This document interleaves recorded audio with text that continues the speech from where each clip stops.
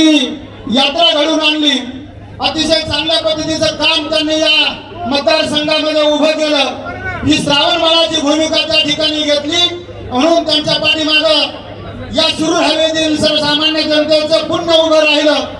आणि दुसऱ्या बाजूला जगदाळे पाटील, दुसऱ्या बाजूला अनेक कार्यकर्त्यांना संपवण्याचं पाप जर कुणी केलं असेल ते अशोक पवारांनी केलं। आणि हे करत असताना शिक्षण क्षेत्रामध्ये सुद्धा वावळवाडी सारखी शाळा संपवण्याचं काम त्यांनी त्या ठिकाणी केलं। आणि एखादा पैलवान दिसला तर त्याला नुसतं झिंझिण्या डोक्याला होत्या। त्याला या तालुक्यात पैलवान आणि क्रीडा क्षेत्रात काम करणारी माणसं नको असतात। दादा पाटील पैलवानांचा विषय आहे, आम्ही धातिवंत पैलवान आहे। या ठिकाणी संदीप बाप्पा भोंडवे आणि आमची सर्व टीम या ठिकाणी उपस्थित आहे। आमचा पैलवानांचा नेता मंगलदास अप्पा बांदल,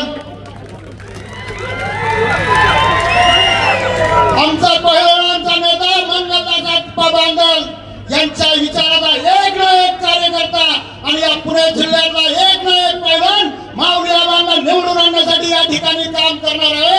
आणि अशोक पवारांना उखडून टाकण्यासाठी या शिरूर हवेलीमध्ये त्या ठिकाणी काम करणार आहे।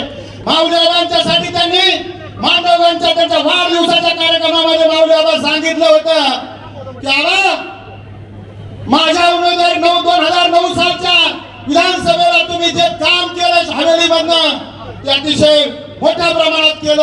आणि जर कधी वेळ आली माऊली आबा तुमच्यासाठी काम करण्याची तर शरीरातील शेवटच्या थेंबासाठी मंगलदास बांदल काम करेल ही भूमिका मंगलदास बांदलांनी मांडली होती। आज मंगलदास बांदल या ठिकाणी नाही आहेत, पण या तालुक्यातला जिल्ह्यातला पैलवान मंगलदास बांदलांनी मांडलेली भूमिका त्या ठिकाणी आव्हानाला विजयी करण्यासाठी शेवटचा थेंब असेपर्यंत काम करणार एवढंच या निमित्ताने मी सांगतो। आणि येणाऱ्या 20 तारखेला माऊली आबा यांच्या नावासमोरील घड्याळाचं चिन्ह आणि त्या चिन्हासमोरचं बटन दाबून आपण माऊली आबांना विजयी करा एवढीच भूमिका या ठिकाणी मांडतो आणि थांबतो। जय हिंद, जय महाराष्ट्र। धन्यवाद।